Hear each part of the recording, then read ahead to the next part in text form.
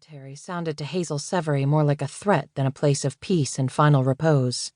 But as far as she could tell, it was shaping up to be a lovely service. Her grandfather's casket, draped in white roses and gold embroidery, positively glowed in the Southern California sun. If there had been any doubts that Isaac Severy, a Catholic suicide, would receive a proper send-off with the full regalia, those doubts were now dispelled. From her seat among the chairs arranged on the vast mortuary lawn, Hazel glanced around at mourners' faces both familiar and strange. Her hand went to the pocket of her dress trousers, into which she had slipped an unopened envelope not an hour before.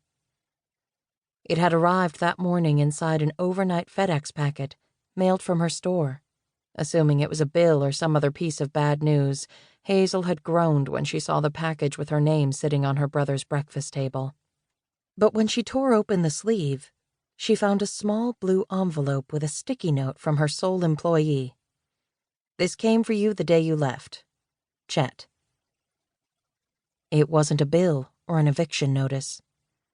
It was a letter from her grandfather. More precisely, her adoptive grandfather, the man whose body now lay in that attractive walnut box. The envelope was one of those candy-striped airmail types, a nostalgic indulgence of his. Isaac's name appeared nowhere on the envelope, but the address of her Seattle bookstore was written in his shaky hand.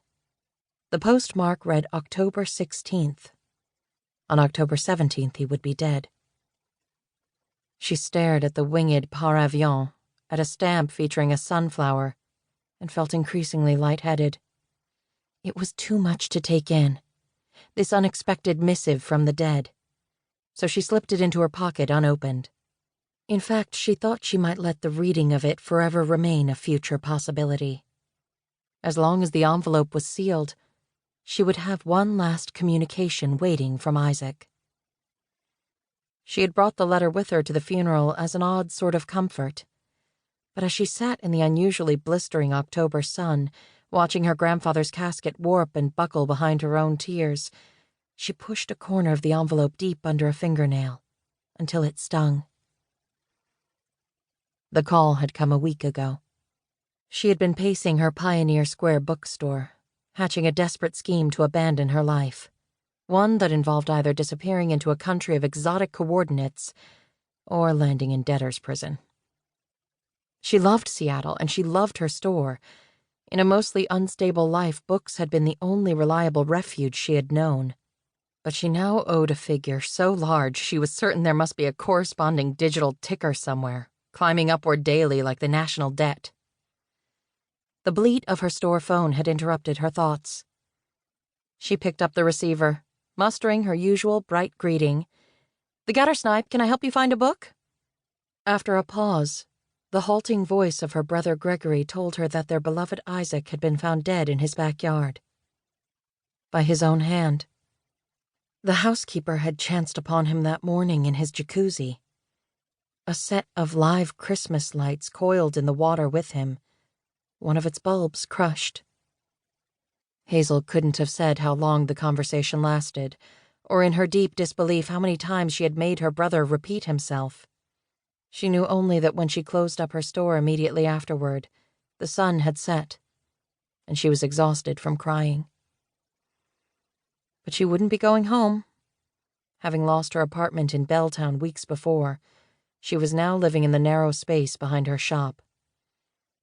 The back room was cramped and airless, with barely enough space for her mattress. She had moved most of her things into storage, bought a mini fridge, and begun sponge bathing at the bathroom sink. She had told no one of her indignity, not even Bennett, her boyfriend of almost 2 years.